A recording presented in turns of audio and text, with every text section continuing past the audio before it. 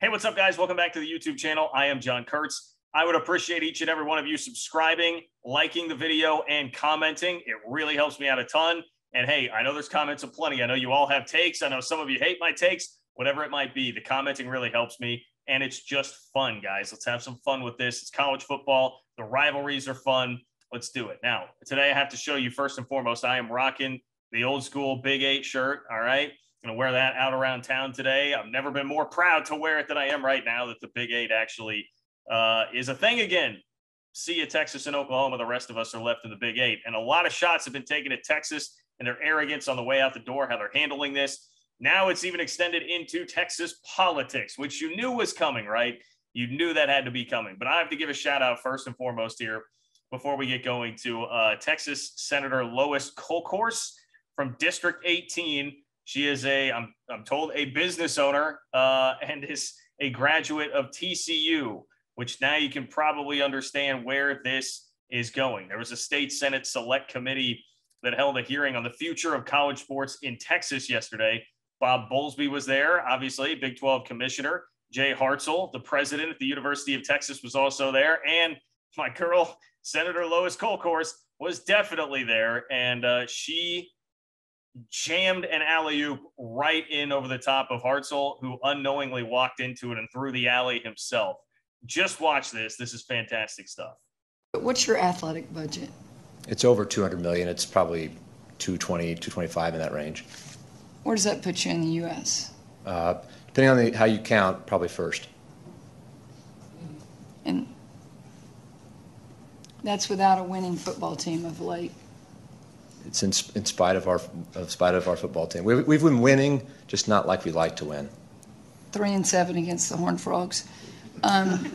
So maybe your fan base would rather lose to Alabama than TCU. So, all right. So even if you're a Texas fan, you have to appreciate that, right? Like, that is hilarious. And what are you going to say if you're Texas? They have not been able to handle TCU. They have had their struggles with my school, Kansas State, right? They've had struggles with plenty of people in the Big 12. They've been a 7-5 program for the last 10 years. That means you're losing a lot of games. That's what we got 50 losses over the last 10 years. You're going to lose to a lot of Big 12 teams. And you know what? Look, Texas, yes, you are taking your show on the road. You are the most valuable, according to the Wall Street Journal, brand in college football. You're going to the SEC. That's fine. You can take it and all the unearned arrogance that you want. But that doesn't mean that the rest of us can't take shots. And it doesn't mean that you shouldn't expect every single appropriate shot on the way out the door about what the reality of your football program actually is. And I'll even add this. The Athletic pointed this out. I would not have had the gumption to go look this up. Gumption is probably the wrong word. I would have been too lazy to go look this up. But the stat that was thrown out there was actually incorrect. Texas is 2-7, not 3-7 against TCU in their time in the Big 12. So it's been even worse, Horns. I'm here for any and all shots that we can get in from people like this, as long as they're funny and good. That's the other part of this, right? Like, everybody wants to take their shot, but you got to make sure it's clever, man. You got to make sure it's clever. And I'm a big fan of when it is actually clever and the quips do land like this, because everybody has them now too. Just like everyone has an opinion on what conference realignment, what should happen in conference realignment, who should go where, what the new conference should be. Everybody also has a joke that they want to throw out there, some much better than others. And I'm here for if the politicians can get either themselves or an intern or somebody, find somebody that knows what they're doing and get off more takes like this. I do really enjoy it. But I do want to focus, besides the jokes, on this part of what happened as well. And there's a great rundown at The Athletic. If you are not a subscriber there, I would highly encourage it. Not sponsored, hashtag not an ad, not sponsored, but they do really good work. And it's talking about Bob Bowlesby. It says Bowlesby took aim at Texas and Oklahoma for their deception for breaking the Big 12 bylaws. Bowlesby asserted that neither school notified him of their conversations with the SEC within 12 hours of them first taking place, which is required in bylaw 3.2 for withdrawing members. Members are also required to, quote, immediately and unconditionally reject that offer after notifying Bowlesby. So Bowlesby has this quote where he says, hey, I acknowledge the institutions have every right to envision their future and act upon those visions. Regrettably and inappropriately, these two universities chose to ignore their prior commitments and instead move ahead to deceive and undermine the institutions to which they pledged their loyalty. So pretty strong words there.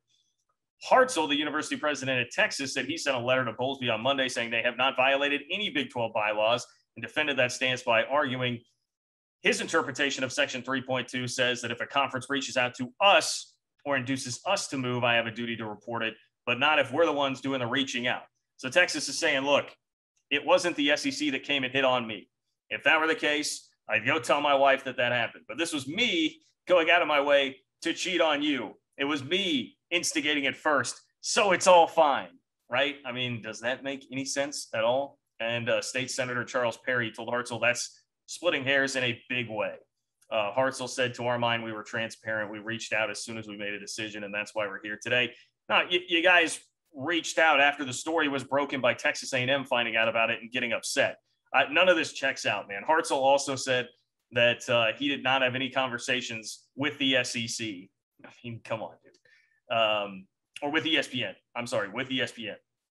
He did not have any conversations with ESPN, rather.